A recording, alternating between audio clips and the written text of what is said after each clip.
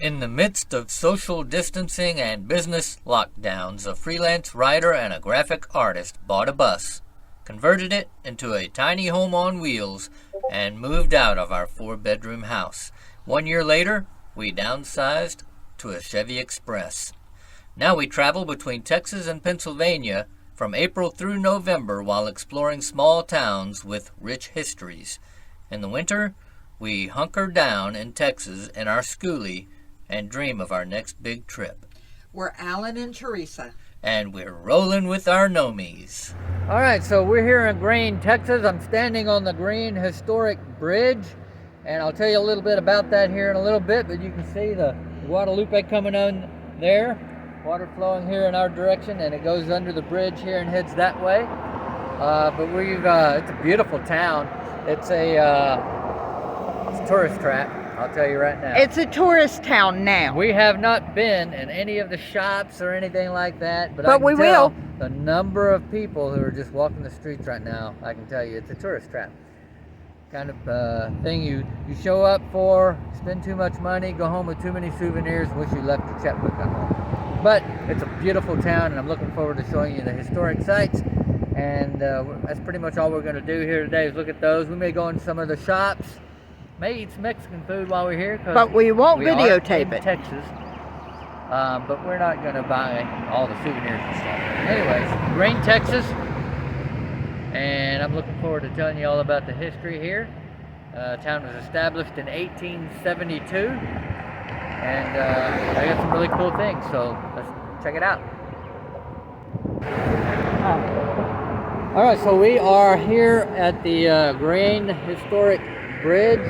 You know, in the early days of Texas pioneering, this is where the early 1840s. settlers, this is where the early settlers would have forded the river, going across from one side to the other. But if the river flooded, then they had to wait it out.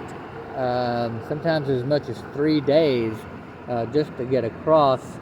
So they would have brought their, wagon trains and their horses and mules and whatever else they were carrying across the river this way.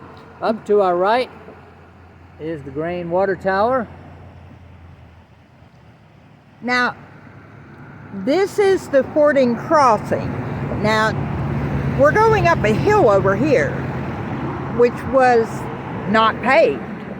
It wasn't until the advent of the automobile that they built the bridge. The bridge was built in 1909. Yep. But this was the best place to cross the river within 100 miles in either direction. So this was the great the fording place. And you can see just past the rocks here, you can see the water change colors. It gets much deeper on that side, and the same thing on the other side of the bridge. Yeah, and seasonal flooding would have been a big issue then. It's still a big issue now. It still is, and this bridge still floods. Now we have a road across the it bridge. still floods. It still floods, but again, if it floods over the road, then you're not getting across till it recedes. About 3 days. There you have it, folks. This is the great fording location here going into Gruene, and this road was built here because it provided access to San Antonio and Austin. The Gristmill restaurant is a popular destination here, built in 1878 in order to serve the local cotton farmers from the task of separating seeds out of their bales. It's a steam-powered technological wonder and kept in motion by water from the Guadalupe River, providing reliable jobs to those already employed in the farm fields. The efficiency of the gin was a boon for the region, and it kept the local economy alive for a lot of years. So we're standing right under the Gruene Tower here. It's just above us, and this is this mill that they turned into a restaurant overlooking the river on the backside. And this is the cotton gin they were referencing. Yeah, the cotton gin is now a store. All right, the Gruene Mercantile building, built in 1850. Henry D. Gruene was a visionary merchant who helped bring about the prosperity and notoriety of Gruene. On this spot in 1878, he started his mercantile business, having come back to the town of Goodwin after a stint of selling goods in nearby Wimberley. The current structure was built in 1904 to accommodate the growth of his thriving business, and it served as the heart of the community.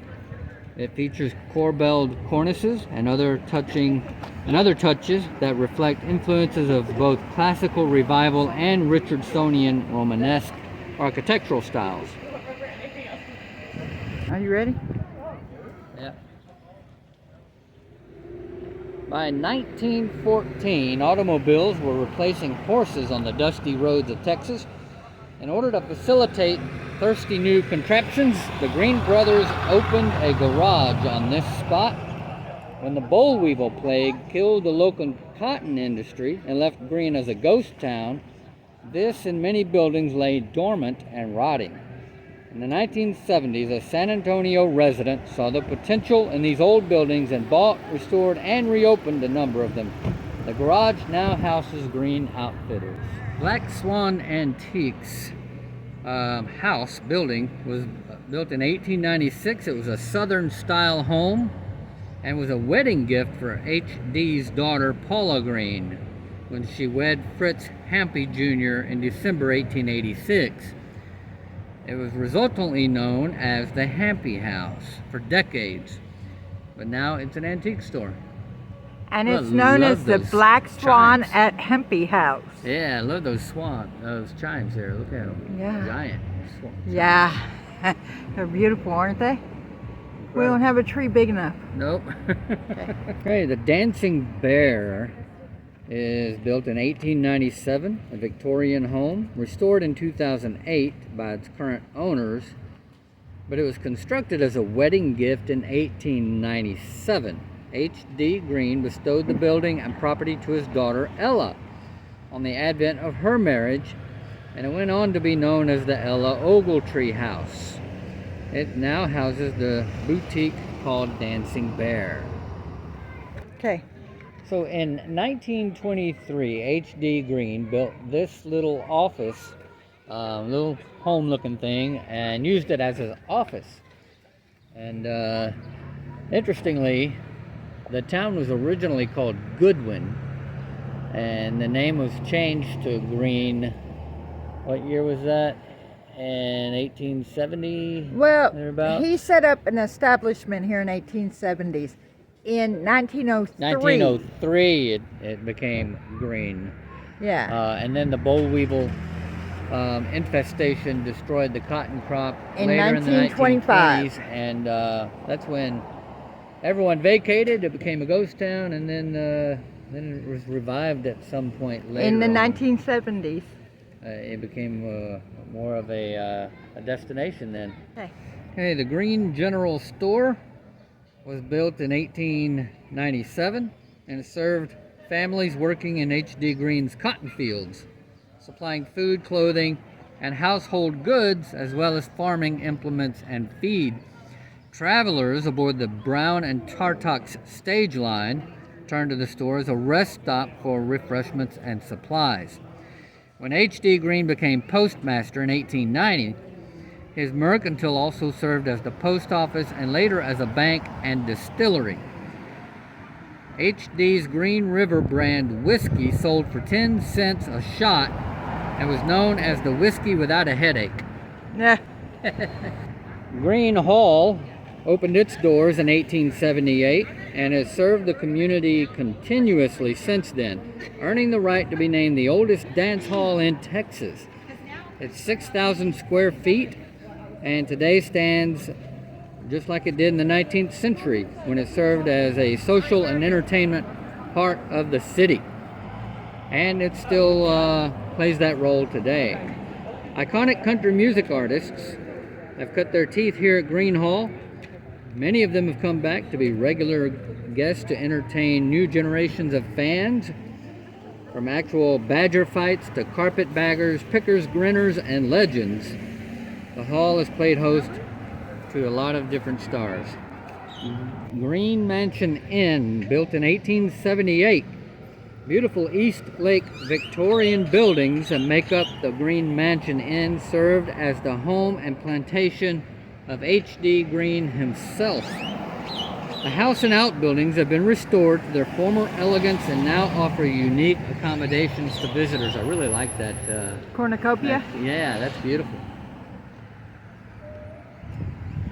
I really like these camper vans, but they really make it hard to shoot a video.